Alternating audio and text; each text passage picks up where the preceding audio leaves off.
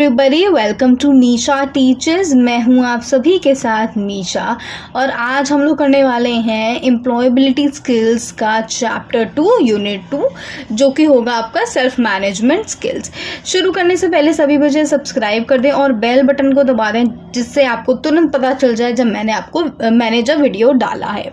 Okay, सो करते हैं शुरू। सबसे पहले हम अपना यूनिट 1 तो हम कर ही चुके हैं, यूनिट 1 हम कर चुके हैं एंड इनफैक्ट मैंने यूनिट 5 भी करा दिया है। यूनिट 5 है आपका ग्रीन जॉब्स और यूनिट 1 जो है ग्रीन जॉब्स नहीं, ग्रीन स्किल्स करा दिया है मैंने। उसके साथ साथ मैंने यूनिट 1 में आपकी कम्युनिकेशन स्किल्स भी करा दी थी। अब जो है जैसे कि आप देख सकते हैं सेल्फ मैनेजमेंट स्किल्स हम आज करने वाले हैं। करते हैं शुरू। सबसे पहले तो सेल्फ मैनेजमेंट होता क्या है? सेल्फ मैनेजमेंट को हम सेल्फ कंट्रोल भी बोल सकते हैं। एंड सेल्फ कंट्रोल क्या होता है? सेल्फ कंट्रोल ऐसी एबिलिटी होती है जिससे कोई भी जो व्यक्ति है वो अपने इमोशंस को, अपने थॉट्स को, अपने बिहेवियर को अपने हिसाब से यूज़ कर सकता है अलग अलग सिचुएशंस में। ठीक है, अब आप जैसे अपने फ्रेंड्स के साथ हो तो आपका अपना बिहेवियर अलग होता है। जब आप अपने सीनियर्स के साथ हो, किसी टीचर्स के साथ हो या इन जनरल सीनियर्स के साथ हो तो आपका जो बिहेवियर है, आपके जो थॉट्स हैं, इमोशंस है वो उनके साथ अलग होता है। फैमिली मेंबर्स के साथ आपके इमोशंस, थॉट्स और बिहेवियर अलग होते हैं। तो ये क्या कर रहे हो? आप सेल्फ कंट्रोल कर रहे हो। हर सिचुएशन के हिसाब से आप अपने इमोशंस, अपने थॉट्स और अपने बिहेवियर चेंज करते रहते हो। ठीक है, अब ये जो सेल्फ मैनेजमेंट है, सेल्फ कंट्रोल है, इसमें आपका मोटिवेशन भी आ जाता है। आप खुद को कैसे मोटिवेट करते हो और कैसे आप अपने पर्सनल और एकेडमिक गोल्स को अचीव करने के लिए काम करते हो। ठीक है, कोई ज़्यादा मेहनत करता है, कोई कम मेहनत करता है।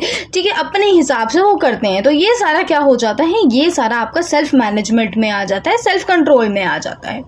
ठीक है, तो अब ऐसे स्टूडेंट्स जिनका खुद पे बहुत अच्छा कंट्रोल है, जिनका खुद अच्छा जो सेल्फ मैनेजमेंट स्किल्स हैं वो बहुत अच्छी हैं, तो वो जो बच्चे हैं वो कुछ चीज़ें बहुत ज़्यादा अच्छे से कर सकते हैं। जैसे कि क्लास में टाइम पे आ जाते हैं, अटेंशन पे करते हैं। अगर कोई टीचर कुछ बता रही है तो ध्यान से सुनते हैं।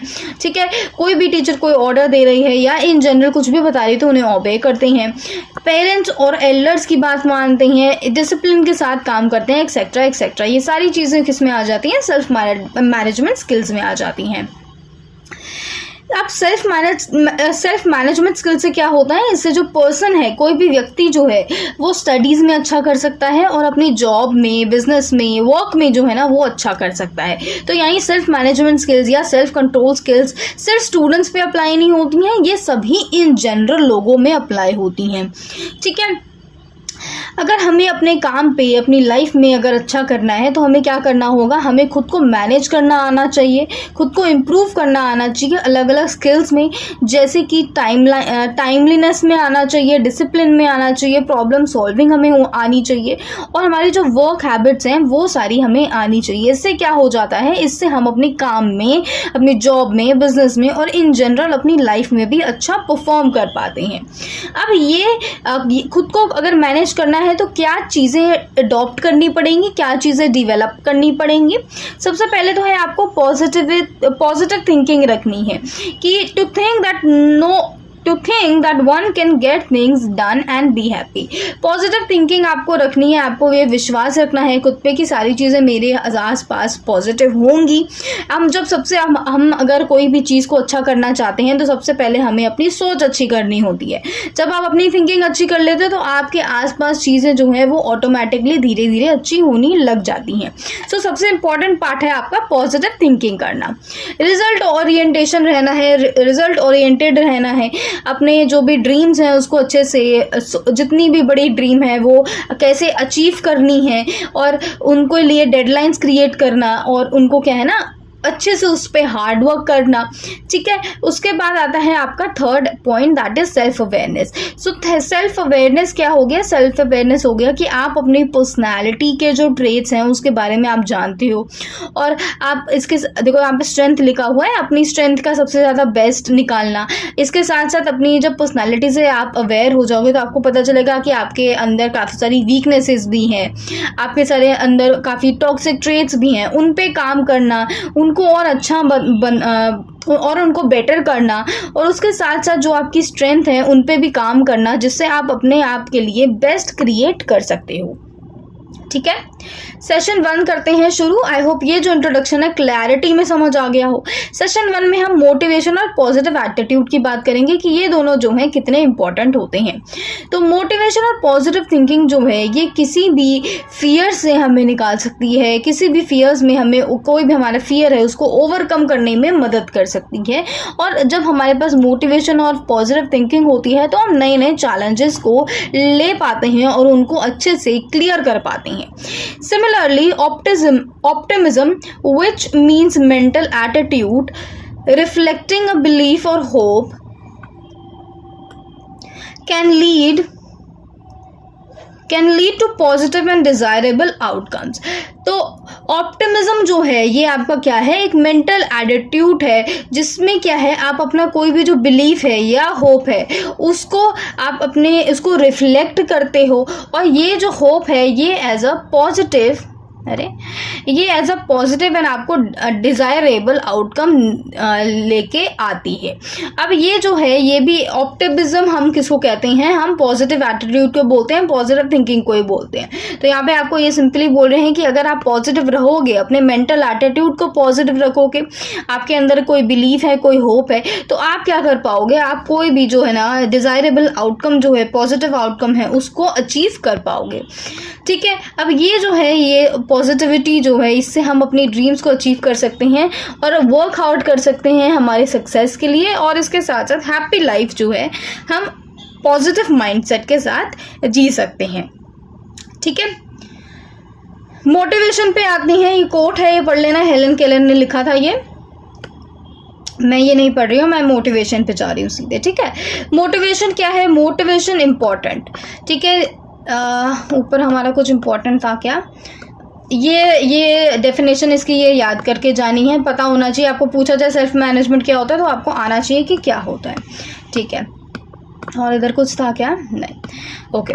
मोटिवेशन ये पता होना चाहिए कौन से शब्द से डिराइव्ड हुई है, तो motivation is derived from the word motive. ठीक है, मोटिव से निकल के आया है मोटिवेशन। दस directing behaviour towards certain motive or goal is the essence of motivation।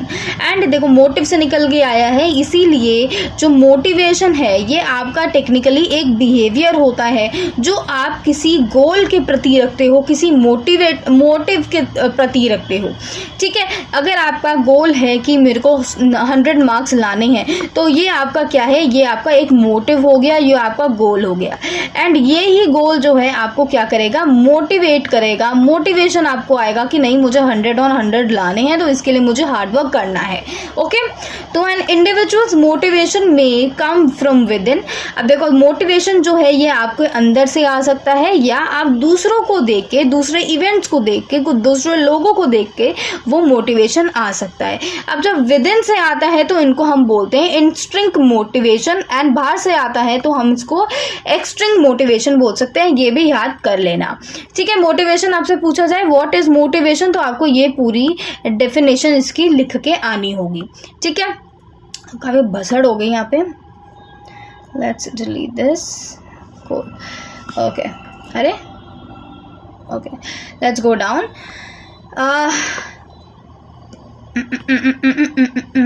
अब जो है हमारे जो 2 टाइप्स ऑफ मोटिवेशन है उनकी हम बात करने वाले हैं। अब सबसे पहले हम बात करते हैं हमारी इंट्रिंसिक मोटिवेशन की। तो ये जो मोटिवेशन है सब पता होना चाहिए, अपने अंदर से ये मोटिवेशन आना है, जैसे कि हमने ऊपर पढ़ा। तो इसमें क्या एक्टिविटीज इंक्लूड होती हैं, it includes activity for which there is no apparent reward but one derives enjoyment and क्या हो रहा है आज, satisfaction in doing them। देखो, तो ये जो मोटिवेशन है ये ऐसी एक्टिविटी से आता है जहाँ पे आपको एज सच कोई रिवॉर्ड नहीं मिलने वाला है, बट ये करने से आपको क्या मिलता है, इंजॉयमेंट मिलता है, सेटिस्फैक्शन मिलता है ये करने में, ठीक है। It occurs when people are internally motivated to do something because it brings them pleasure, ठीक है। जैसे यहाँ पे आपका आ जाता है हॉबीज, ठीक है। कोई आपकी हॉबी है, आप कोई इंस्ट्रूमेंट बजाते हो, या आप ड्राइंग करते हो, पेंटिंग करते हो, स्कल्पचरिंग करते हो, और कौन सी हो जाती है, कोई स्पोर्ट्स अगर आप खेलते हो, तो ये सारी जो हॉबीज हैं, गार्डनिंग हो गई, क्रॉशिंग हो गई, एक्सेट्रा एक्सेट्रा, ये क्या है, ये आपका इंस्टिंक्ट मोटिवेशन में आता है, ठीक है। They think it is important or feel what they are learning is significant. Incentives related to motive or goal can satisfy one needs. अब ये करने से आपको क्या लगता है, आपके जो अंदर का डिजायर है, आपको अंदर से खुशी मिलती है और वो फुलफिल होता है, ओके। एक्सट्रिंसिक मोटिवेशन क्या होता है, it arises because of incentives और एक्सटर्नल अवार्ड्स, ठीक है। अब यहाँ पे हमें ऊपर वाले में क्या है, हमें कोई रिवॉर्ड नहीं मिल रहा था, कोई रिवॉर्ड नहीं था, बट हम जो इंस्ट्रिक्ट मोटिवेशन है, इंसेंटिव्स और एक्सटर्नल अवार्ड यहाँ पे हमें मिल रहा है, ठीक है। लैक ऑफ मोटिवेशन और इंसेंटिव्स में लीड टू फ्रस्ट्रेशन।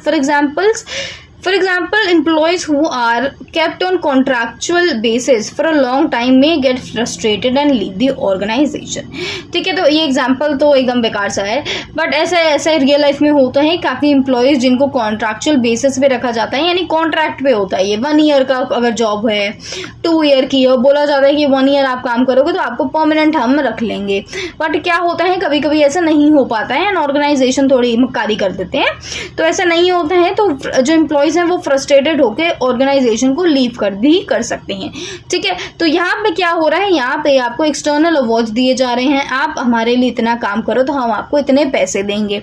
अब उस बंदे ने काम तो उतना पूरा 100% कर लिया, बट उसको पैसे नहीं मिले, ठीक है। तो यहाँ पे क्या है, पैसे जो हैं वो एक्सटर्नल अवार्ड हैं, एक्सटर्नल रिवॉर्ड्स हैं, और इसी के लिए ये आपको मोटिवेशन आता है। जॉब्स बेसिकली हमारी एक्सट्रिंसिक मोटिवेशन होती है, क्योंकि इसमें एक बंदा काम करता है हर महीने, क्योंकि उसे पैसे चाहिए होते हैं, वो क्या हो गया, एक्सटर्नल रिवॉर्ड हो गया।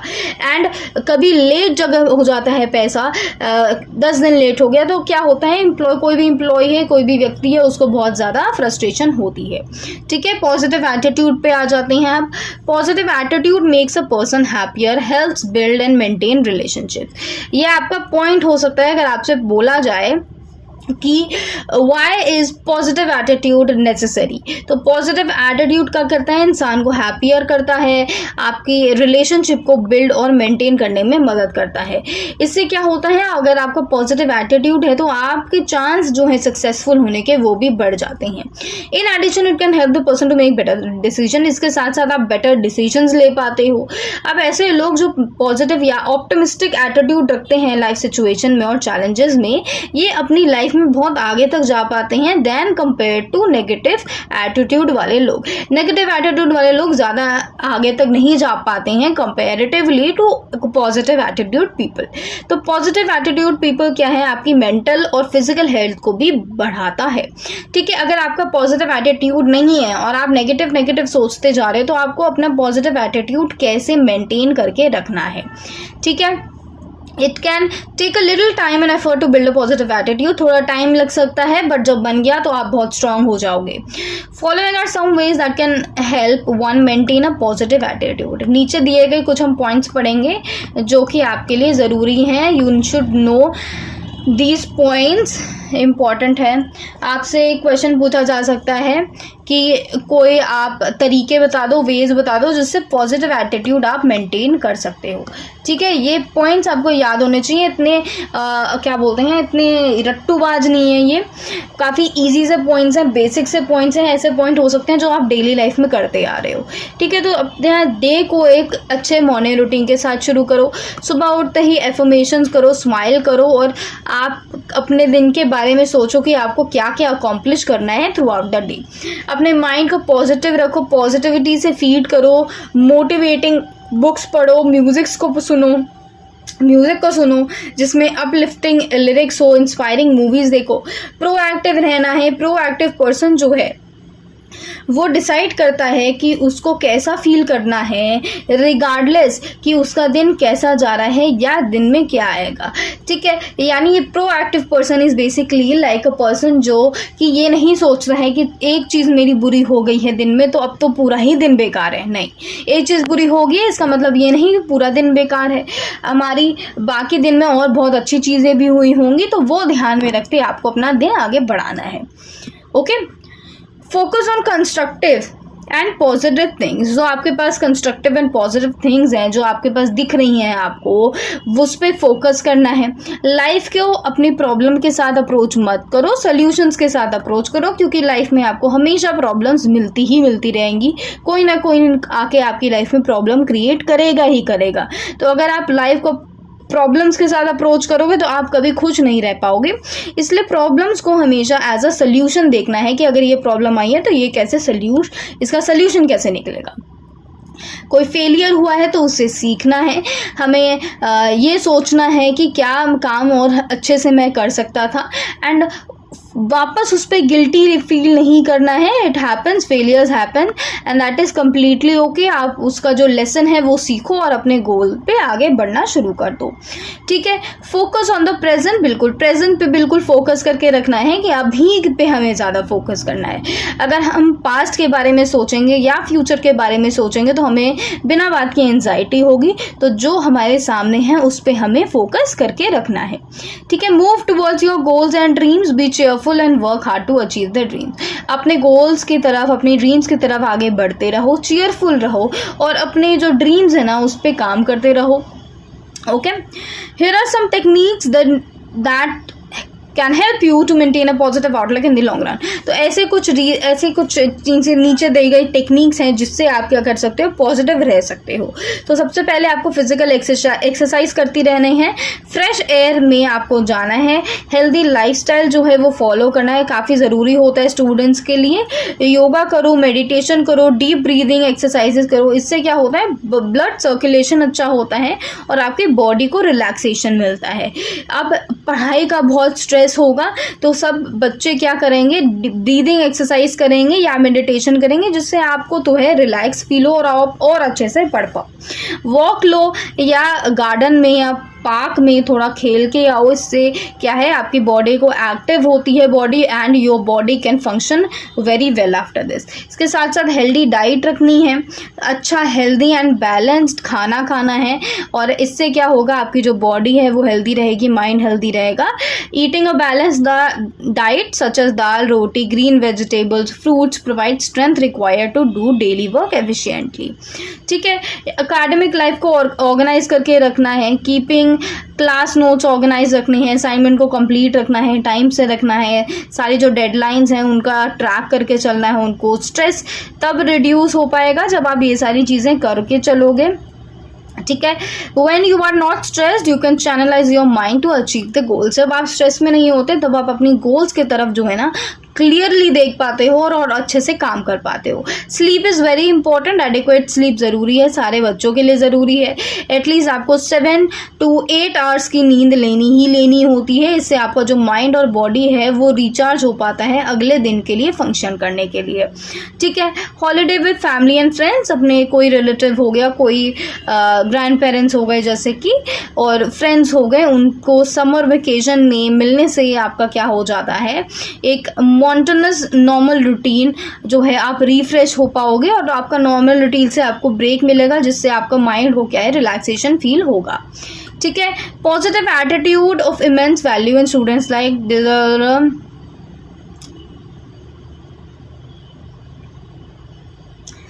ओके। इंटरव्यू की बात कर लेते हैं, देखो वहाँ पे यही सब ऊपर लिखा हुआ है, बाद में रीड कर लेना।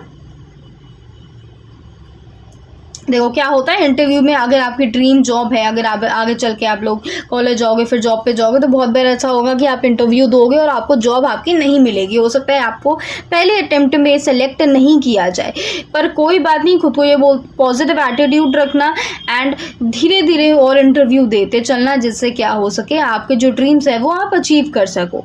ठीक है, इट इज़ इम्पॉर्टेंट कि हर चीज़ में पॉजिटिव एटीट्यूड आपको रखना मैंडेटरी ही है। ठीक है, अब ये जो स्ट्रेस है इसको हम मैनेज कैसे करेंगे, आ जाते हैं इधर। ओके, सो स्ट्रेस क्या है, this is the definition of stress. पूछा जाए क्वेश्चन में what is stress and how to manage it, एक ऐसा क्वेश्चन आ सकता है, तो आपको ये लिख के आना है।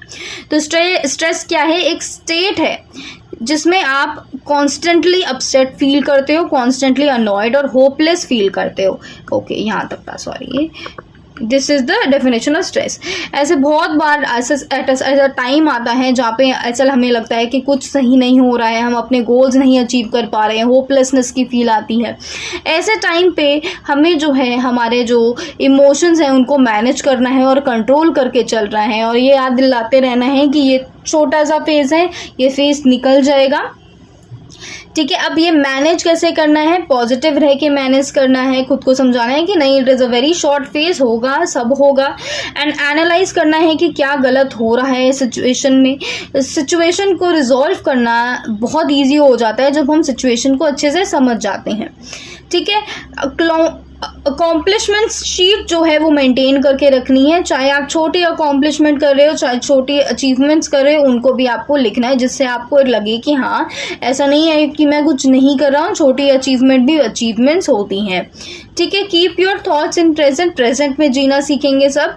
Pondering over past issues make us upset and helpless, अगर आप पास्ट के बारे में सोचते रहोगे, अरे मेरे को ये कर लेना चाहिए था, मुझे वो कर लेना चाहिए, तो आप हमेशा अपसेट रहोगे, हमेशा हेल्पलेस रहोगे। अपने फ्रेंड से बात करते रहो, फैमिली से बात करते रहो कंफर्ट के लिए। मेडिटेशन करो, योगा करो, जिससे क्या है आपको अंदर से रिलैक्सेशन फील होगा।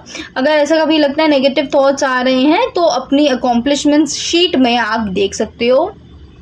ठीक है, इससे क्या हो रहा है, by managing stress effectively and maintaining a positive attitude one can overcome any challenge and achieve height in career. Managing stress effectively helps one maintain a healthy work life balance. ठीक है, इसीलिए ज़रूरी है कि आप अपना स्ट्रेस इफेक्टिवली मैनेज करके चलो। इससे क्या हो सकता है, अपने चैलेंजेस हैं और चैलेंजेस को ओवरकम करके काफ़ी जो हाइट है अपनी करियर में वो गेन कर सकते हो। Okay, we don't have a lot of check your progress, just 2 questions. 2 आपके क्वेश्चंस हैं। Describe the way you can make a positive thinking habit in life, यानी यहाँ पे आपसे क्या पूछा जा रहा है, ways of making positive thinking, यानी यस आपसे यहाँ पे ये वाला क्वेश्चन पूछा जा रहा है। ठीक है, like I said this question is important, ये आपको पूछ सकते हैं। तो आपको कैसे कौन सी टेक्निक यूज़ करनी है और क्या करना है जिससे आप पॉजिटिव रह सको, तो ये पूरा सेक्शन आपका आ जाएगा। ठीक है, हो सकता है पॉइंट्स में अगर लिखना है तो you guys can write these techniques, जो ये हमने यहाँ पे टेक्निक्स पढ़ी हैं, ये जितनी भी टेक्निक्स हैं ये सारी यहाँ पे आ सकती हैं। ठीक है, list the importance of a positive thinking, तो हमें इम्पोर्टेंस बताना है पॉजिटिव थिंकिंग का, क्या इम्पोर्टेंस है। हमने जो भी ऊपर पढ़ा है पॉजिटिव थिंकिंग का इम्पोर्टेंस, वो सारे यहाँ पे आ जाएंगे। एंड इसके साथ साथ इन्हें ये भी पूछा how can it help someone to achieve one's goal, positive thinking के इंपॉर्टेंस बताने हैं एंड फिर बताना है कि पॉजिटिव थिंकिंग कैसे गोल्स अचीव करने में हेल्प करती है। ठीक है, ओके, आते हैं सेशन 2 में, रिजल्ट ओरिएंटेशन। चलो रिजल्ट ओरिएशन डेफिनेशन है ये। Result orientation is a term use to describe a person's ability to recognise what results are important and the steps needed to be taken to achieve them. तो result orientation एक ऐसा term है जिससे हम describe कर सकते हैं एक पर्सन की एबिलिटी। एक पर्सन है वो ये समझ रहा है कि मुझे क्या क्या स्टेप्स उठाने हैं, ठीक है, मुझे क्या क्या स्टेप्स लेने हैं जिससे मैं अपने गोल्स पे पहुंच सकूं, गोल्स की तरफ जा सकूं और इसको क्या है अचीव कर सकूं। ठीक है, यानी अगर यहाँ पे एग्जांपल अगर हम लेते हैं, अगर कोई हमारा स्पोर्ट्समैन है, उसके लिए क्या है, उसके लिए ट्रॉफी बहुत ज़रूरी है, फर्स्ट मेडल गोल्ड मेडल आना ज़रूरी है। ठीक है, तो ये क्या करेगा, ये बहुत मेहनत करेगा। फॉर एग्जाम्पल ये रनिंग करता है तो ये रोज़ रनिंग करेगा, हर रोज़ जो सेकेंड्स हैं रनिंग के वो रिकॉर्ड करेगा और देखेगा कि मैं कितना तेज़ भाग रहा हूँ और क्या ज़रूरत है मुझे और करने की। क्या कर रहा है, स्टेप स्टेप्स उठा रहा है, ये कैसे किस लिए उठा रहा है, ताकि ये फर्स्ट मेडल ला सके, गोल्ड मेडल ला सके। फर्स्ट मेडल क्या होता है, गोल्ड मेडल ला सके, एंड उसके लिए स्टेप्स उठा रहा है। ये क्या है, ये रिजल्ट ओरिएंटेटेड है। ठीक है, चलो ये रेज कर देते हैं। It means to focus on the result of an assigned task. If you know the result you want to achieve, you can focus on the efforts required to achieve it. अगर आपको पता है कि आपको क्या रिजल्ट चाहिए, तो आप उसको पाने के लिए, उस रिजल्ट को पाने के लिए आपको समझ आ जाएगा मुझे ये एफर्ट्स डालने हैं इसको अचीव करने के लिए। ठीक है, hence result orientation describes an individual or organization that focuses on outcome rather than the process that has been used to produce a product or deliver a service। ठीक है, तो इसलिए कैसा कह सकते हैं कि रिजल्ट ओरिएंटेशन जो है वो किसी भी इंडिविजुअल या किसी भी ऑर्गेनाइजेशन को डिस्क्राइब कर सकता है। ऐसे ऑर्गेनाइजेशन, ऐसे इंडिविजुअल जो कि आउटकम पे ज़्यादा फोकस करते हैं rather than प्रोसेस। ठीक है, एक आइडियल एम्प्लॉय कैसा होता है, एक आइडियल एम्प्लॉय जो है प्रोएक्टिव होना चाहिए और रिजल्ट ड्रिवन होना चाहिए। ठीक है, ये जो पर्सन है, ये जो है इसको नेसेसरी स्टेप्स उठाने चाहिए जिससे ये गोल्स और टारगेट्स को अचीव कर पाए। अब आपको रिजल्ट ओरिएंटेशन और रिजल्ट ओरिएंटेटेड कैसे रहना है, सबसे पहले तो आपको क्लियर गोल सेट करने की, हाँ भाई मुझे टूरिज्म में 100 मार्क्स लाने हैं, ये आपका क्या होगा, ये पहला आपका क्लियर गोल सेट हो गया। क्लियर और एक्यूरेट गोल्स जो है सबसे पहला स्टेप होता है, इसके बाद बाकी सारे स्टेप्स आते हैं। आपको समझ आ गया कि मुझे 100 मार्क्स लाने हैं टूरिज्म में, तो आगे मेरे को क्या करना पड़ेगा। अब आप क्या करोगे, आप मेहनत करोगे, आप अच्छे से पढ़ोगे, रिविजन करोगे, बार बार लिखोगे, नोट्स को गो थ्रू करोगे। यानी क्या हो रहा है, यहाँ पे एक्शन प्लान क्रिएट हो रहा है। And action plan describes the way a person और organisation will meet this set objective. तो यानी आपका ऑब्जेक्टिव है 100 मार्क्स। अब आप क्या कर रहे हो, आप वो सारी चीज़ें लिख रहे हो जिनकी ज़रूरत है, जिनसे कौन से स्टेप्स हैं जिससे आप 100 मार्क्स ला सकते हो। ठीक है, क्या है, डिटेल है स्टेप्स का, या स्टेप्स की डिटेल है जो कि आपको करनी है टारगेट को अचीव करने के लिए। Therefore it consists of several actions or steps that need to be taken and changes the need to be made। कौन से स्टेप्स हैं जो कि आपको उठाने हैं, और स्टेप्स अगर आपने उठा लिए हैं और वो स्टेप्स नहीं इफेक्टिव हो रहे तो उनको आप बाद में चेंज भी कर सकते हो।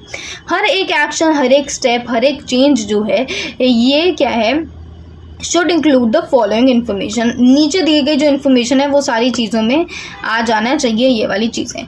देखो, तो आपके एक्शन प्लान में क्या आना चाहिए, what changes will occur after these action. तो अगर हम स्टेप्स उठाएंगे, अगर हम टूरिज्म 2 घंटे पढ़ेंगे रोज़, तो क्या इससे हमें क्या मिलेगा। ठीक है, कौन कैरी करेगा ये चेंजेस, आप करोगे, ऑब्वियसली बात है। When will the change take place. अब ये जो चेंज है ये कब होगा, अगर हम 2 घंटे रोज़ पढ़ रहे हैं तो इसका चेंज कितना हो जाएगा, हम कितने देर में एक चैप्टर कंप्लीट कर लेंगे। 2 घंटे करें तो एक चैप्टर हमारा कंप्लीट हो जाएगा, 4 घंटे करें तो 2 हो जाएगा।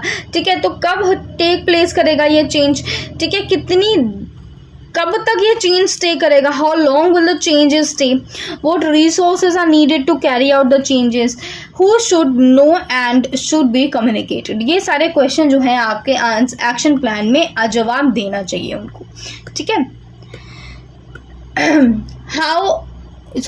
Use the right resources and tool. अब ये आपको राइट रिसोर्सेज और टूल यूज करने की काफ़ी ज़रूरत है। One must evaluate the resources and tools needed to achieve those result whether they are available or not. For example, you may want to clear the college entrance exam with 70% marks. ठीक है, 100 number का ही वही example है यहाँ पे। 70 marks आपने अपना गोल बनाया है कि 70% मार्क्स जो है कॉलेज एंट्रेंस एग्जाम में ज़रूरत होती है। तो आपका सबसे पहले क्वेश्चन होना चाहिए कि आपके पास वो किताबें हैं जिनसे आप स्टडी कर सकते हो उस एग्ज़ाम के लिए। अगर नहीं है तो आप वो किताबें कहाँ से लाओगे, कब लाओगे, एंड अपनी पढ़ाई कब शुरू करोगे। ये सारे क्वेश्चन जो हैं आपके एक्शन प्लान में होना चाहिए। आपके ये सारे क्वेश्चन आपको जवाब देने आने चाहिए कि हाँ ये होगा तो मुझे ये कैसे करना है, etcetera etcetera. Communicate with mentors and peers. तो आपके जो पीयर्स हैं, जो मेंटर्स हैं, उनके साथ आपको बातचीत करनी चाहिए। टीचर्स हो गए, सीनियर्स हो गए, मेंटर्स हो गए, जिससे क्या हो, आप रियलिस्टिक गोल जो है वो सेट कर पाओ। कैलेंडर बनाओ, कैलेंडर में आपका जो प्रोग्रेस है वो मार्क करते चलना है एंड इन दी एंड आपको अच्छे से काम करना है, अच्छे से वर्क हार्ड करना है, स्मार्ट वर्क करना है, जिससे आप अपनी ड्रीम्स जो है वो अचीव कर पाओ। गोल सेटिंग पे आते हैं। गोल सेटिंग क्या है? गोल सेटिंग जो है हमें ये समझाने में मदद करती है कि हमें क्या चाहिए। ठीक है, सबसे पहले तो हमें क्या चाहिए, फिर अगर जो चाहिए उसको हम अचीव कैसे करेंगे एंड हम अपनी सक्सेस को कैसे मेजर कर सकते हैं। ठीक है, writing a goal requires that we should understand its purpose and objective. तो अगर हम जब अपना गोल को लिख लेते हैं तो इससे हमें क्या है, इसका पर्पस और ऑब्जेक्टिव जो है हमें समझ आ जाता है। ठीक है, अब कैसे आप डिफाइन करोगे गोल? सबसे पहले आपको क्या करना है, गोल के बारे में लिखना है कि गोल किसके बारे, क्या है गोल में, ऐसा क्या है जो मुझे चाहिए। ठीक है, फॉर एग्जाम्पल कस्टमर सेटिस्फैक्शन गोल हो सकता है किसी का speeding up the delivery process हो सकता है। ये क्या है, गोल है। अब ये करना कैसे, कस्टमर को सेटिस्फैक्शन कैसे दिलाना है, that is the second part that will come later. ठीक है, how the goal would make a difference. अब आपका जो गोल है ये डिफरेंस कैसे क्रिएट करेगा। For example, will it enhance customer satisfaction, will it result in an increase in demand of a product or service, speed up the delivery process and result in the better loyalty and quality of the product। ठीक है, यहाँ पे smart वाला जो acronym था वो हम use करेंगे। स्मार्ट को याद करके चले जाना, इट्स वेरी वेरी इंपॉर्टेंट।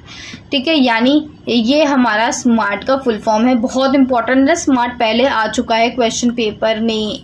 ठीक है, तो स्मार्ट यहाँ पे क्या हो रहा है, स्मार्ट आपका हो रहा है सबसे पहले एस से आपका हो रहा है स्पेसिफिक। ठीक है, एस से हो रहा है स्पेसिफिक, यानी आपके जो गोल्स हैं वो स्पेसिफिक टर्म्स में लिखे होने चाहिए।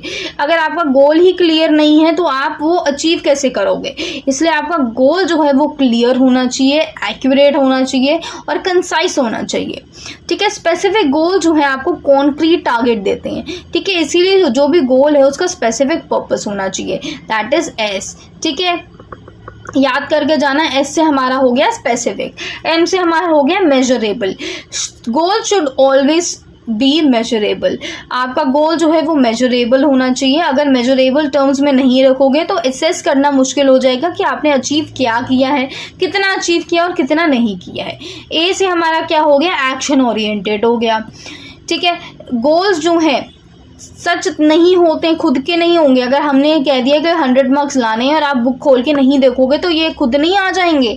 इसके लिए क्या करना पड़ेगा, आपको एक एक्शन लेना पड़ेगा, यानी आपको पढ़ना पड़ेगा 100 मार्क्स लाने के लिए। तो इफेक्टिव गोल सेटिंग क्या है, एक्शन बेस्ड स्टेप्स होती हैं जिसमें आपको जो वो स्टेप्स हैं वो फॉलो करने होंगे ताकि आप अपने गोल्स को अचीव कर सको। ठीक है, actions that I am already taking towards achieving the goals, यानी अभी कौन से हम स्टेप्स ले रहे हैं, ऐसे कौन से स्टेप है जो अभी हम नहीं ले रहे हैं, ऐसे कौन से स्टेप्स हैं जो कि हम नहीं ले रहे हैं बट चाहिए, वो इम्पॉर्टेंट हैं गोल्स को अचीव करने के लिए। ऐसे लोग, ऐसे पीपल जिनसे आप मदद ले सकते हो गोल के लिए, ये क्या है, एक्शन ओरिएंटेड में आता है। आर से क्या हो जाएगा, आर से आपका रियलिस्टिक हो जाएगा, यानी क्या है, आपको अपने रियलिस्टिक सेंस में रहना है। कुछ चीजें जो हैं, few things are more damaging to our senses of self efficiency than setting our self for failures. तो गोल जो है वो रियलिस्टिकली अटेनेबल होने चाहिए। ठीक है, यानी आपको अपनी क्षमता पता होना चाहिए कि हाँ मुझे इतना मैं अभी कर सकता हूँ, इसलिए अभी मैं इतना ही करूँगा। अगर आप खुद को झूठी तसल्ली देते रहोगे तो आप क्या है, आप आने वाले टाइम में अपने आप को और ज़्यादा हर्ट करोगे। ठीक है, और आप विश्वास ही नहीं कर पाओगे कि आप फेल हो गए। तो क्या होगा, आपको रियलिस्टिक टर्म्स में बात करनी है, प्रैक्टिकल होके कोई गोल सेट करना है। ठीक है, timely, goals must have a deadline. हर गोल का डेडलाइन होता है, यानी टी आपका हो गया टाइमली। ठीक है, तो आप जो आपका गोल है उसके लिए डेडलाइन रखो, यानी एक चैप्टर जो है, अगर आपको पता है कि आप एक चैप्टर 2 घंटे में कर सकते हो तो आपकी डेडलाइन 2 घंटे की होनी चाहिए। अगर आपको पता है कि आप 2 घंटे में नहीं कर सकते हो, यानी क्या हो रहे हो, आप रियलिस्टिक हो रहे हो। ठीक है, आपको पता है कि आप 2 घंटे में आप एक चैप्टर नहीं कर सकते हो, कितने घंटे में कर सकते हो सकता है 3 घंटे में कर सकते हो तो आप 3 घंटा रखो। 3 में भी नहीं कर सकते तो 4 घंटा करो। तो ये क्या हो रहा है, ये आप रियलिस्टिक तरीके से अपने गोल सेट कर रहे हो एंड डेडलाइंस भी आप अपने हिसाब से रख रहे हो। ठीक है, डेडलाइंस में change but one must always set a deadline to get the job done with in a specific time limit. अब देखो डेडलाइन जो है वो चेंज होती रहती है, हो सकता है 3 आपने सोचा 3 घंटे में मैं कर सकता हूँ, नहीं हुआ कोई बात नहीं, 3 से वो 4 घंटे हो जाएगा। ये चेंज होती रहती है, बट हम टाइमलाइन क्यों रखते हैं, हम डेडलाइन इसलिए रखते हैं ताकि हम जो है कोई भी पर्टिकुलर जॉब जो है वो उस पर्टिकुलर टाइम पे कर सकें। ठीक है, examples of result oriented goals, क्या एग्जाम्पल है रिजल्ट ओरिएंटेड गोल्स के? A student may set a goal for scoring high marks in an exam, बिल्कुल this is a result oriented goal, यानी ये 100 मार्क्स वाला जो मैं एग्जाम्पल दे रही थी। कोई एथलीट है जिसको 5 माइल्स एक दिन में भागना है, ये भी क्या है, ये भी एग्जाम्पल दे रही थी मैं, ये भी क्या है, रिजल्ट ओरिएंटेड गोल है। कोई ट्रैवलर है जिसको कोई भी डेस्टिनेशन जो है सिटी, कोई भी डेस्टिनेशन सिटी है वो 3 घंटे में पहुंचनी है, ये भी क्या है, रिजल्ट ओरिएंटेड गोल है। ठीक है, सेशन 2 भी हमारा हो गया है कंप्लीट, कोई क्वेश्चन ही नहीं है, चेक योर प्रोग्रेस। बेकार है ये, I am skipping this and going to session 3। Session 3 जो है हमारा है सेल्फ अवेयरनेस। तो self awareness, this is the definition, पता होनी चाहिए, याद करके जाना है ये। ठीक है, ये डेफिनेशंस आपको हर चीज़ की पता होनी चाहिए। Okay, self awareness is about understanding one's own needs, desires, habits, traits, behaviour and feelings. यानी सेल्फ अवेयरनेस क्या है कि जब कोई भी एक व्यक्ति है उसको अपनी नीड्स के बारे में पता है, अपने डिजायर्स के बारे में पता है, अपनी हैबिट्स के बारे में पता है, अपने ट्रेट्स के बारे में पता है, बिहेवियर और फीलिंग के बारे में पता है। अब यहाँ पे सिर्फ पॉजिटिव नहीं हो जाता, आपके ट्रेट्स में नेगेटिव ट्रेट्स आपके कौन से हो गए, अच्छे ट्रेट्स कौन से हो गए। ठीक है, आपकी हैबिट्स कौन सी बुरी हैबिट्स हैं, उन बुरी हैबिट्स को आपको कैसे सॉल्व करना है, बिहेवियर आपको कौन सा बुरा है उसको कैसे सॉल्व करना है, ये सारी चीज़ें जब आप बुरी और अच्छी चीज़ दोनों अपने बारे में जानते हो तब आप सेल्फ अवेयर हो जाते हो। ठीक है, एक शॉर्ट स्टोरी है जो कि I don't know if we should read it. Okay, let me just read it very quickly. A monk slowly walks along a road when he hears a galloping horse. He turns around to see a man riding the horse moving in his direction. When the man comes closer, the monk asks, "Where are you going to?" which the man replies, "I don't know. Ask the horse," and ride away. When we are not aware of ourselves, then we tread in a direction about which we are not clear. Therefore, it is important that we must be aware of ourselves. When one becomes self-aware, the person starts to become aware of everything and looks at things or situation objectively. It plays it plays a critical role in how we understand ourselves and relate to others and the world around us. ठीक है, जब हम खुद के aware नहीं होते हैं तो हम ऐसे डायरेक्शन में जाने लगते हैं जिस डायरेक्शन को जाने में हम क्लियर नहीं हैं। ठीक है, इसीलिए बहुत ज़रूरी है कि हम खुद के अवेयर हो, हमें पता हो हमें क्या चाहिए क्या नहीं चाहिए, जिससे क्या है हम अपना प्रेजेंट भी अच्छा कर सकते हैं और आगे फ्यूचर भी कर सकते हैं। जब आप अनक्लियरली कोई भी पाथ में जाते हो, कोई भी गोल पे जाते हो, तो आप जब पीछे देखते हो तो आप सोचते हो कि यार मैं खुद को जानता नहीं था, मैं इसीलिए आ गया यहाँ पे, नहीं तो अगर मैं खुद को अच्छे से जानता, अगर मैंने ये करा होता तो ऐसे मैं सही डायरेक्शन पे जाता। सो ये जो सही डायरेक्शन है तभी हो सकता है जब आप खुद को अच्छे से जानते हो। ठीक है, यानी सेल्फ अवेयर हो। स्टेप्स टुवर्ड्स सेल्फ अवेयरनेस, कैसे सेल्फ अवेयर होना है? The first step of practicing self awareness is gaining a greater awareness of one emotions. ठीक है, अगर आपके अपने इमोशन अच्छे से पता है कि हाँ अभी मैं खुश हूँ, अभी मैं खुश हूँ, अभी मैं गुड हूँ, या अभी मैं डरा हुआ हूँ, या अभी मैं नर्वस हूँ, मेरे को कैसा फील हो रहा है वो आपको क्लैरिफाई होना चाहिए कि नहीं अभी मेरा मूड नहीं है अच्छा, इसलिए अभी मैं ये नहीं करूँगा। Okay, so the first step is understanding कि आपके इमोशंस आपके क्या कहना चाह रहे हैं। सेकेंड स्टेप क्या है कि आप सेल्फ अवेयरनेस को कैसे प्रैक्टिस करो, जिससे आप देखो सेकेंड स्टेप आपका क्या हो गया सेल्फ अवेयरनेस की तरफ बढ़ने के लिए, that is making a habit of tracking one's feeling. बहुत सारे ऐसे आपने देखे होंगे, बहुत सारे लोग हैं जो कि ना चार्ट बनाते हैं। फॉर एग्जाम्पल हर दिन का बना लेता है, कोई हर वीक का बनाता है और हर मंथ का बनाता है। और इस ऐसे चार्ट में वो क्या करता है, हर अपना मूड लिखता है, ठीक है, मूड लिखता है और डेज लिखता है। हैप्पी मूड, सैड मूड, ऐसे करके रहते हैं और वो हर दिन का करते हैं। तो आज मैं हैप्पी था, आज मैं सैड था, आज मैं ये था। तो इससे क्या होता है, वो अपनी फीलिंग्स को ट्रैक करते हैं, जिससे उसे समझ आता है कि वो पूरे मंथ में क्या ज़्यादा खुश रहा है, कि ज़्यादा दुखी रहा है, कैसा उसका मूड रहा है। ठीक है, अब ये जो तब सेकंड स्टेप हो जाता है, तो थर्ड स्टेप आपका क्या होता है कि आप अपनी जो प्रैक्टिस है, the third step for practicing self-awareness is expanding one's practice to areas of life beyond what the person's feeling. अब जब आपको feelings अपनी समझ आ गई हैं, तो आप क्या करते हो, अपनी आप जो आपका लाइफ है उसको क्या है और ज़्यादा एक्सपैंड करते हो, और आप समझते हो कि जो सिर्फ फीलिंग्स ही नहीं है, आपको अपनी लाइफ में अलग अलग एरियाज़ पे भी काम करना है। बट अलग एरियाज़ में आप तब काम कर सकोगे जब आप अपनी फीलिंग्स के साथ अवेयर होगे। ठीक है, अगर कोई पर्सन है जो कि बहुत ज़्यादा अपसेट ही रहता है, महीने महीने वो अपसेट रहता है, तो वो क्या हो गया है, वो अपनी सिर्फ दुखी उसमें रहेगा, वो अपनी लाइफ के दूसरे एस्पेक्ट पे नहीं देख पाएगा। So it is very important कि आप पहले अपनी फीलिंग्स को देखो, समझो अपनी फीलिंग्स, आपकी फीलिंग्स क्या कह रही हैं, बिकॉज फीलिंग्स के थ्रू आपकी बॉडी भी काफ़ी कुछ कहती है। तो वो एस्पेक्ट जब आपका क्लियर होगा, फीलिंग्स आपकी क्लियर होगी, तो आप अपनी एरिया जो है दूसरी लाइफ क्या बोल रही हूँ, अपनी लाइफ के दूसरे एरिया पे प्रैक्टिस कर पाओगे। ठीक है, पर्सनालिटी एंड पर्सनालिटी ट्रेट पे आ जाते हैं। तो पर्सनालिटी क्या है, like I said definitions are important. तो डेफिनेशन यहाँ पे पर्सनालिटी की हो रही है ये। ठीक है, और पर्सनालिटी ट्रेट की डेफिनेशन आपकी ये हो रही है। दोनों ही डेफिनेशन आपकी इम्पॉर्टेंट है, कोई डेफिनेशन 1 मार्क में पूछ सकते हैं। ठीक है, तो पर्सनालिटी क्या है, पर्सनालिटी आपके thoughts plus feelings plus behaviour होती हैं। अब थॉट्स, फीलिंग्स और बिहेवियर एक पर्सनालिटी बनाती हैं, और हर इंसान जो है उसकी अपनी यूनिक पर्सनालिटी होती है जो कि दूसरों से डिफरेंट होती है। ठीक है,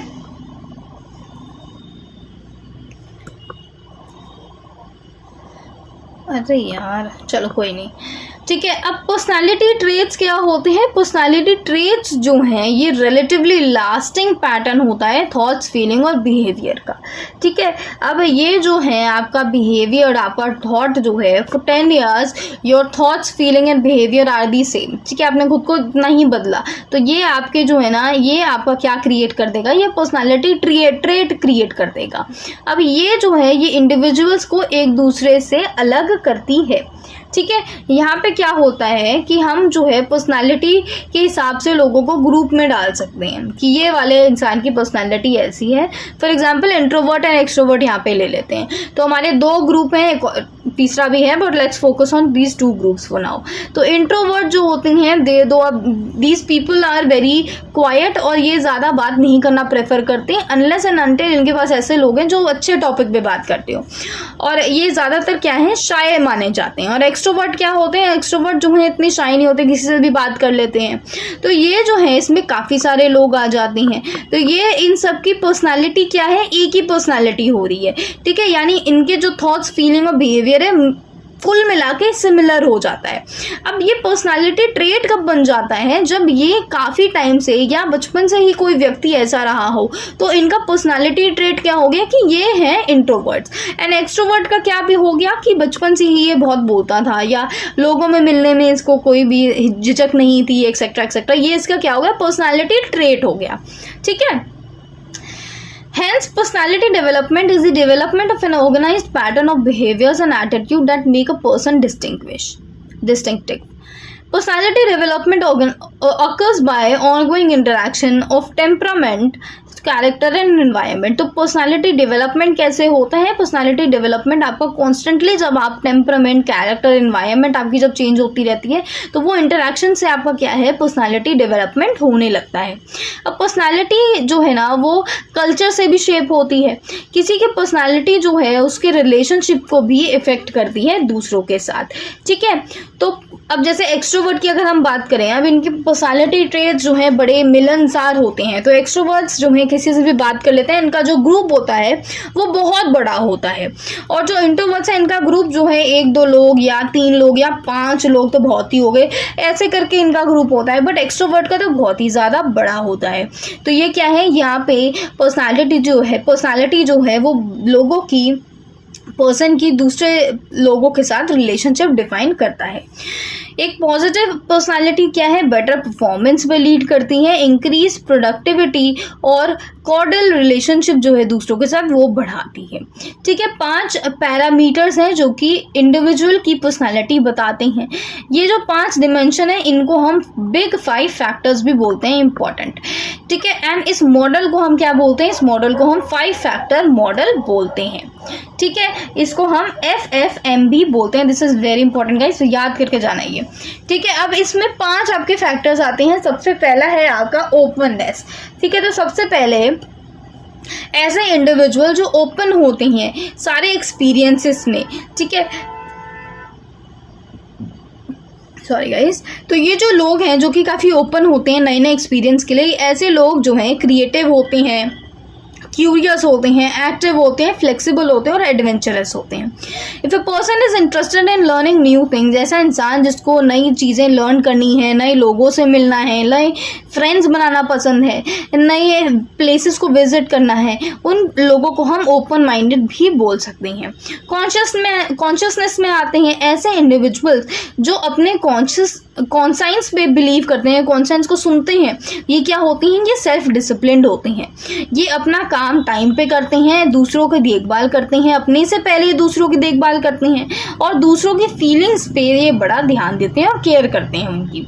एक्सट्रावर्जन क्या होते हैं, एक्सट्रोवर्ट्स ऐसे इंडिविजुअल होते हैं जिनको आपस में लोगों से बात करना बहुत पसंद है और इनको इंटरेक्ट करना बहुत पसंद है और ये काफ़ी टॉकेटिव भी होते हैं। ऐसा इंसान जो कि ईजिली दोस्त बना लेता है और किसी भी गैदरिंग में ये जाके मिल घुल सकता है, कॉन्फिडेंटली रह सकता है, उसको हम एक्सट्रोवर्ट बोलते हैं। फिर क्या हो रहा है, फिर हमारा आ रहा है तो क्वेश्चन आ सकता है 5 फैक्टर बता दो, 5 बिग 5 फैक्टर्स बता दो पर्सनालिटी के, या 5 फैक्टर मॉडल बता दो पर्सनालिटी के, या ऐसे कौन से फैक्टर्स हैं जो कि पर्सनालिटी को क्या करते हैं, इफेक्ट करते हैं, तो ये वाले आ जाएंगे। ठीक है,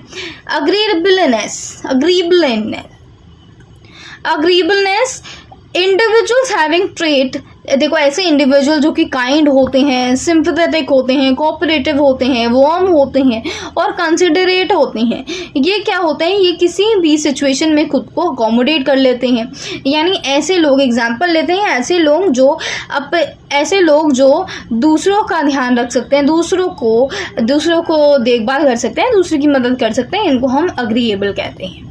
ठीक है, न्यूरोटिसिज्म ऐसा ट्रेट है जहाँ पे इंडिविजुअल जो है एंजाइटी शो करते हैं, सेल्फ डाउट करते हैं, डिप्रेशन होता है इन लोगों को, शाइनेस और या दूसरी नेगेटिव फीलिंग जो है इन लोगों में होती हैं। ऐसे लोग जो हैं इनको काफ़ी डिफ़िकल्टी होती है दूसरे लोगों से मिलने के लिए एंड काफ़ी ज़्यादा वरी करती हैं ये काफ़ी चीज़ों के लिए, एंड इन्हीं को हम बोलते हैं न्यूरोटिसिज्म। कॉमन पर्सनालिटी डिसऑर्डर्स पे आते हैं। कॉमन पर्सनालिटी डिसऑर्डर्स क्या होते हैं, पर्सनालिटी डिसऑर्डर्स जो हैं ये बेसिकली लॉन्ग टर्म पैटर्न्स होते हैं थॉट्स का, बिहेवियर्स का, जो कि अनहेल्दी होते हैं और रिजिड होते हैं। ठीक है, दिस इज द डेफिनेशन। तो एक पर्सनालिटी डिसऑर्डर क्या है, एक वे ऑफ थिंकिंग है, एक वे ऑफ फीलिंग है, एक वे ऑफ बिहेविंग है जो कि आपको वर्ल्डली एक्सपेक्टेशन से डिविएट करते हैं एंड इससे क्या होता है, डिस्ट्रेस होता है जो कि काफ़ी लंबे समय तक बना रहता है। तो यहाँ पे सबसे पहला आता है आपका क्लस्टर ए, सस्पिशियस। तो सस्पिशियस लोग, people following under this cluster always remain mistrust others and are suspicious even when there is no need to do so। ऐसे लोग जो होते हैं ये बड़े शकी स्वभाव के लोग होते हैं और ये किसी पे भरोसा नहीं करते हैं। यहाँ पे एग्जाम्पल लेते हैं, for example Varsha is a home maker. यानी वर्षा क्या है, वर्षा हमारी यहाँ पे हाउसवाइफ हो सकती है। ठीक है, तो ये जो हमारी वर्षा है इनने मेड रख रखी है और ये मेड जो है इसके घर में 2 साल से काम कर रही है और इस वर्षा ने सीसीटीवी कैमरास भी इंस्टॉल कर रखे हैं घर में, बट फिर भी जो वर्षा है ये अपनी मेड के बारे में सस्पिशियस रहती है, यानी मेड पे शक करती है। मेड को जहाँ वो जाती है वहाँ पे उसको फॉलो करती है और इसकी मूवमेंट पे क्या है, टैब रखती है। इससे क्या होता है, इससे स्ट्रेस क्रिएट होता है वर्षा और वर्षा की मेड में। ठीक है, ये क्या है, सखी स्वभाव का जो भी व्यक्ति है, ये क्या हो रहा है, ये हमारा कॉमन पर्सनालिटी डिसऑर्डर में आ रहा है। पैरानॉइड पर्सनालिटी डिसऑर्डर में आते हैं। पैरानॉइड पर्सनालिटी डिसऑर्डर क्या है?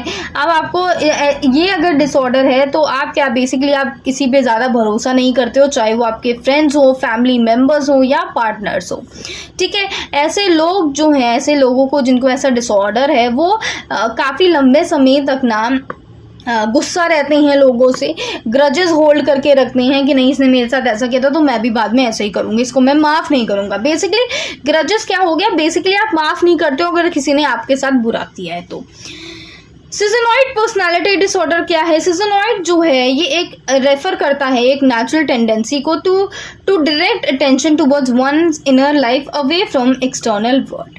ठीक है, person with schizoid personality disorder is detached, aloof and prone to introspection and fantasy। तो ये जो टर्म है schizoid, ये एक नेचुरल टेंडेंसी को रेफर करती है। ये नेचुरल टेंडेंसी क्या है? नेचुरल टेंडेंसी डायरेक्ट अटेंशन है। कोई भी ऐसा व्यक्ति जिसको ऐसी पर्सनालिटी डिसऑर्डर है तो वो अपनी इनर लाइफ से और आउटर लाइफ से बड़ा ही डिटैच रहेगा। ठीक है, ये जो पर्सन है ये पर्सनल रिलेशनशिप बनाने में विश्वास नहीं करता है और ज़्यादातर ये इमोशनली कोल्ड होता है। ठीक है, फिर हमारा इसे क्लस्टर ए में लास्ट टाइप है हमारा सिजोटाइपल पर्सनालिटी डिसऑर्डर। ऐसे लोग जिनको ऐसा पर्सनालिटी डिसऑर्डर होता है ये सोचते हैं कि ये जो है ना किसी भी इंसान को इन्फ्लुएंस कर सकते हैं, उनके इवेंट को इन्फ्लुएंस कर सकते हैं इनके थॉट्स से, इनके थॉट्स के थ्रू। ठीक है, ये जो है ऐसे लोग जो हैं ये बिहेवियर को मिस इंटरप्रिटेट कर लेते हैं। इससे क्या होता है, इनअप्रोप्रिएट इमोशनल रिस्पॉन्स लोगों से इनको मिलते हैं। ठीक है, या ये लोगों को इनअप्रोप्रिएट इमोशनल रिस्पॉन्सेज देते हैं। ठीक है, दे में consistently avoid having intimate relationship, और ऐसे लोग जो हैं ये इंटीमेट रिलेशनशिप जो है उनको अवॉइड करते हैं। क्लस्टर बी पे आते हैं emotional and compulsive. Actually this is important guys. Personality disorder आपसे पूछे जा सकते हैं। पर्सनालिटी की तो हमने बात कर ली थी, पर्सनालिटी डिसऑर्डर जो है, पर्सनालिटी डिसऑर्डर इम्पॉर्टेंट। ठीक है, सारा नहीं करी, पूरा ये पर्सनालिटी डिसऑर्डर ही इंपॉर्टेंट है। ठीक है, क्लस्टर बी पे आता है हमारा इमोशनल एंड इम्पल्सिव डिसऑर्डर। तो ये जो पर्सनालिटी डिसऑर्डर है ये अनस्टेबल मूड या बिहेवियर से कैरेक्टराइज्ड होता है। अब किसी का अनस्टेबल मूड है, अभी अच्छा है 2 मिनट बाद खराब है। ठीक है, तो ये क्या हो जाता है, ये अनहेल्दी होता है और अनस्टेबल रिलेशनशिप क्रिएट होते हैं। इससे इमोशनल इंस्टेबिलिटी होती है और फीलिंग ऑफ वर्थलेसनेस आती है। ठीक है, फॉर एग्जाम्पल सनी क्या है, सनी एक स्टूडेंट है हाई स्कूल में। जब इसको लो मार्क्स आते हैं, सनी के लो मार्क्स आते हैं तो इसको बहुत ही ज़्यादा डिप्रेशन होता है और ये अपने दोस्तों से क्या है लड़ाई कर लेता है। He also does not try to learn from his mistakes. अब ये लड़ाई तो कर लेता है बट ये अपनी जो गलतियां हैं ना उससे सीखता नहीं है, कुछ इम्प्रूवमेंट नहीं लाता है। अब इसको जो पेरेंट्स और टीचर्स हैं इससे बात करने की काफ़ी बार कोशिश करी है बट ये फिर भी गुस्सा हो जाता है, वर्थलेस फील करते हैं और उन पे चिल्लाता है। ठीक है, ऐसा कुछ जो है ये इसमें इस इमोशनल इम्पल्सिव डिसऑर्डर में कंसिडर किया जाता है। सबसे पहले इमोशनल इम्पल्सिव डिसऑर्डर में क्या हो रहा है, एंटी सोशल पर्सनालिटी डिसऑर्डर आता है। अब ऐसे लोग जो कि एंटी सोशल, जिनके पास एंटी सोशल पर्सनालिटी डिसऑर्डर है, ये क्या करते हैं, ये सोशल रूल्स और ऑब्लिगेशन जो है उनको नहीं मानते हैं, उनको डिसरिगार्ड कर देते हैं। ये क्या होते हैं, काफ़ी इरिटेटिंग होते हैं, काफ़ी एग्रेसिव होते हैं और काफ़ी इम्पल्सिवली एक्ट करते हैं। ठीक है, इनके अंदर जो है गिल्ट नहीं होती है और ये अगर कोई भी इनका एक्सपीरियंस है, अगर कोई ख़राब एक्सपीरियंस है तो उससे कुछ सीखते नहीं हैं।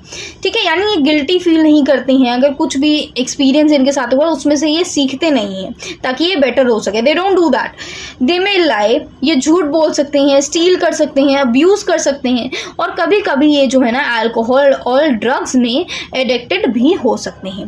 फिर हमारा आता है बॉर्डर लाइन पर्सनैलिटी डिसऑर्डर। अब बॉर्डर लाइन पर्सनैलिटी डिसऑर्डर में क्या होता है, कोई भी ऐसा व्यक्ति जिसके अंदर जो है सेल्फ वर्थ का लैक है, यानी वो सेल्फ वर्दी फील नहीं करता है और इसको हमेशा फियर ऑफ अबैंडनमेंट और एम्प्टीनेस का फीलिंग आता है। एक तो ये जो है ये बेसिकली ऐसे लोगों के लिए है, ये सारे जो भी ट्रेट्स बताए हैं इनको ऐसा फील होता है, ठीक है। There is a pattern of emotional instability, violent outburst and impulsive behaviour. अब देखो, एम्प्टीनेस किसी को अंदर से फील हो रही है, सेल्फ वर्थ नहीं फील कर पा रहा है, फियर ऑफ अबैंडनमेंट जब फील हो रहा है, तो इससे क्या होता है, इससे इमोशनल इंस्टेबिलिटी होती है और वायलेंट आउटबर्स्ट होती है और इम्पल्सिव बिहेवियर क्रिएट होता है, ठीक है। सुसाइडल थ्रेट्स दे सकती हैं ये, सुसाइडल थ्रेट्स हो गया या ऐसे एक्ट्स जिससे ये सेल्फ हार्म कर सकते हैं, ठीक है, ये इनमें काफ़ी कॉमन माना जाता है। इनके ये जो ऐसे लोग हैं, ये बीपीडी वाले जो लोग हैं हमारे, बॉर्डरलाइन पर्सनालिटी डिसऑर्डर, ये जो है ये काफ़ी स्ट्रेसफुल भी फील कर सकते हैं, इनको काफ़ी दिक्कत होती है स्ट्रेसफुल इवेंट में डील करने को, ठीक है। हिस्ट्रॉनिक पर्सनालिटी डिसऑर्डर पे आते हैं। ऐसे लोग जिनको ये डिसऑर्डर होता है, ये क्या है, ये और ज़्यादा किसी भी तरीके से अटेंशन गेन करने की कोशिश करते हैं। स्पेशली ये जो है ना, ये काफ़ी ज़्यादा ओवरली ड्रामेटिक होते हैं, ठीक है। ये चाहते हैं कि ये कुछ भी करके ये अटेंशन अपनी तरफ क्या है, अपनी तरफ खींच लें, ठीक है। ये जो है ये क्रिटिसिज्म नहीं हैंडल कर पाते हैं। आप इनको नो बोलते हो तो ये नो नहीं ले पाते हैं, इनको में कुछ बताओ कि नहीं ये सही नहीं कर रहे हो, आप ऐसे मत करो, तो वो नो जो है, क्रिटिसिज्म जो है वो नहीं हैंडल कर पाते हैं, डिसअप्रूवल नहीं हैंडल कर पाते हैं और बहुत ईजिली जो है ये इन्फ्लुएंस हो जाते हैं बाकी लोगों से, ठीक है। नार्सिसिस्टिक पर्सनालिटी डिसऑर्डर क्या होता है, अब ऐसे लोग जिनको ये डिसऑर्डर होता है, ये सोचते हैं कि ये बाकियों से ज़्यादा इम्पॉर्टेंट है, ठीक है। इनके अंदर बाकी दूसरे लोगों के लिए एम्पैथी नहीं होती है और अपनी ही अचीवमेंट को और ज़्यादा एग्जैचुरेट करके बताते हैं, ठीक है। सी आता है हमारा, क्लस्टर सी में आ जाते हैं हम, एंशियस। अब ये जो पर्सनालिटी डिसऑर्डर है, ये जो मेजर डिसऑर्डर है, ये इसमें क्या होता है, इसमें आपको हमेशा चिंता होती रहती है, आपको एंजाइटी होती है या फियर रहता है, ठीक है। एंड इससे क्या होता है, अपना डेली रूटीन जो है आप खराब कर सकते हो, ठीक है। फॉर एग्जाम्पल शिखा है एक, ये एल्डरली वुमन है और ये जो है ये अपनी फैमिली के साथ रहती हैं। I'm sorry guys। अब इनकी हैबिट क्या है, इनकी हैबिट है कि ये अपने हाथ जो है एटलीस्ट 20 बार दिन में धोती हैं। अगर अपने हाथ ये धो लेती हैं, उसके बाद भी इनको लगता है कि इनके हाथ नहीं धुले हैं, तो वो फिर से अपने हाथ को और धोती रहती हैं, बार बार वॉश करती रहती हैं। अब ये जो है ये अपने बच्चों से बात नहीं करती हैं और कोई भी जो फैमिली एक्टिविटी है उसमें भी पार्टिसिपेट जो है ये नहीं करती हैं, ठीक है। तो ऐसा कुछ जो है इस डिसऑर्डर में होता है, ठीक है। तो यहाँ पे सबसे पहला है हमारा अवॉइडेंट पर्सनालिटी डिसऑर्डर। अब ये जो ऐसे लोग हैं जिनको ये डिसऑर्डर होता है, ये सोशली इनेप्ट होते हैं, ठीक है, अनअपीलिंग होते हैं, इन्फीरियर फील करते हैं और हमेशा इनको फियर रहता है कि इनको एम्बैरेस कर दिया जाएगा या ये क्रिटिसाइज्ड हो जाएंगे या रिजेक्टेड हो जाएंगे, बाकी लोग इनको एम्बैरेस कर देंगे, बाकी लोग इनको क्रिटिसाइज कर देंगे, रिजेक्ट कर देंगे। ये क्या करते हैं, ये बाकियों से मिलना अवॉइड करते हैं एंड क्या करते हैं, ये एक्सपीरियंस मतलब इनकी जो फीलिंग्स होती हैं बेसिकली ये रहती हैं कि इन्हें इनएडिक्वेसी फील होता है, इन्फीरियर फील होता है और अनअट्रैक्टिव फील होता है बाकियों के साथ, ठीक है। फिर आते हैं हम डिपेंडेंट पर्सनालिटी डिसऑर्डर में। अब ऐसे लोग जिनको ये डिसऑर्डर होता है, ये क्या है, इनके अंदर सेल्फ कॉन्फिडेंस की कमी होती है and an extra need to be looked after, और इनको ये चाह होती है कि इनकी जो है और ज़्यादा देखभाल करी जाए, ठीक है। अब इनको जो है काफ़ी ज़्यादा मदद चाहिए होती है डेली डिसीजंस लेने में। कुछ अगर इम्पोर्टेंट डिसीजन लेना है उसको सरेंडर करने में इनको बहुत टाइम लगता है और बहुत कंफ्यूजन रहती है इनको, ठीक है। ये हेवीली डिपेंडेंट होते हैं दूसरे लोगों में अपने इमोशनल और फिजिकल नीड्स के लिए एंड क्या है, ये अकेले रहना भी पसंद नहीं करते हैं। फिर आता है हमारा ऑब्सेसिव कंपल्सिव पर्सनालिटी डिसऑर्डर। अब ऐसे लोगों को जिनको ये डिसऑर्डर होता है, ये इनके पास खुद के बहुत ज़्यादा स्ट्रिक्ट रूल्स और रेगुलेशन होते हैं। ये जो है ये कैरेक्टराइज हो सकते हैं एक general pattern of excessive concern से, जो कि ऑर्डरलीनेस है, परफेक्शनिज्म है या अटेंशन टू डिटेल है। ये काफ़ी ज़्यादा अनकंफर्टेबल फील करते हैं जब ये परफेक्शन नहीं गेन कर पाते हैं। ठीक है, ये कभी कभी अपना जो पर्सनल रिलेशनशिप है ना, इसको भी निगलेक्ट कर देते हैं एंड अपना जो प्रोजेक्ट परफेक्ट है उस पर फोकस करते हैं। ठीक है, अब पर्सनालिटी ऑर्डर से आप ओवरकम कैसे करोगे? पर्सनालिटी ऑर्डर को आप ओवरकम कर सकते हो अगर आप किसी से बात करो, एंड प्रेफरेबली यहाँ पे आप किसी थेरेपिस्ट से बात करो तो it would be much better. ठीक है, इससे अगर आप थेरेपिस्ट से बात करोगे तो इससे क्या है, आप अपनी फीलिंग शेयर कर पाओगे और आपको एक्चुअल में अच्छी सोल्यूशन मिलेगी। ठीक है, अपनी फिजिकल हेल्थ का आपको ध्यान रखना है। एक हेल्दी बॉडी जो है एक हेल्दी माइंड क्रिएट कर पाती है। कॉन्फिडेंस बिल्ड करना है अपनी एबिलिटी में कि आप जो है अलग अलग जो डिफिकल्ट सिचुएशन है उसको अच्छे से हैंडल कर सकते हो। हॉबीज में एंगेज करना है जैसे कि music, dance, painting etcetera etcetera. इनका क्या होता है, थेरेप्यूटिक इफेक्ट होता है। Stay positive by choosing words like challenges instead of problems. ठीक है, प्रॉब्लम्स नहीं समझनी है कोई भी चीज को, आपको सोचना है कि नहीं ये चैलेंज है और इस चैलेंज को क्या है मैं ओवरकम कर पाऊंगा। ठीक है, चेक योर प्रोजेक्ट बोल रही हूँ, चेक योर प्रोग्रेस करते हैं हम।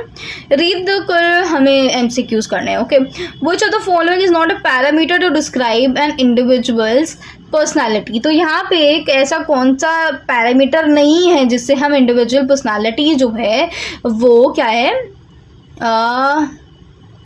नहीं है, जिससे हम किसी पर्सनालिटी को डिस्क्राइब कर सकते हैं। तो which of the following is not a parameter, तो ये इतना बड़ा गोला मारती हूँ ना मैं। Okay, not a parameter to describe an individual's personality. इनमें से कौन सा हमारा नहीं है? सेल्फ कॉन्फिडेंस होगा, इससे हम किसी की पर्सनालिटी को पता कर सकते हैं। नॉट रियली, बहुत बार सेल्फ कॉन्फिडेंस जो है वो आप गेस कर सकते हो। तो if I am not wrong the answer should be A. Okay, तो सेल्फ कॉन्फिडेंस हमारा इसका आंसर होगा। सेकंड पे आते हैं, which of the following is characterised by an extreme feeling of self importance.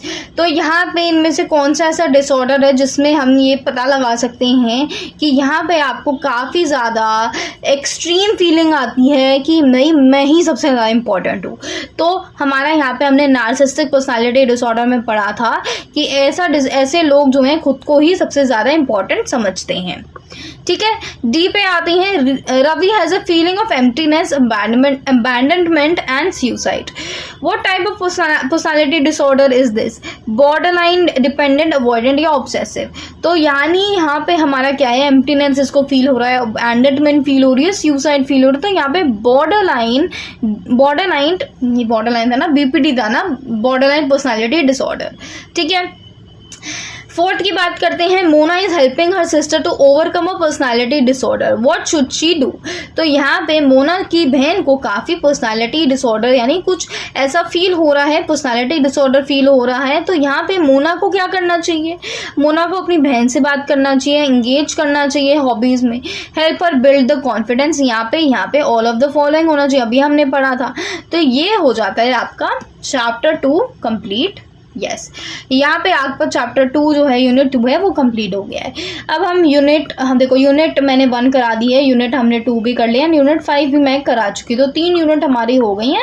Unit 3 and unit 4 हमारी बच रही है जो कि अभी हम कर लेंगे। ठीक है, सो इसी के साथ जो है हमारा वीडियो कंप्लीट होता है। Bye bye guys, take care.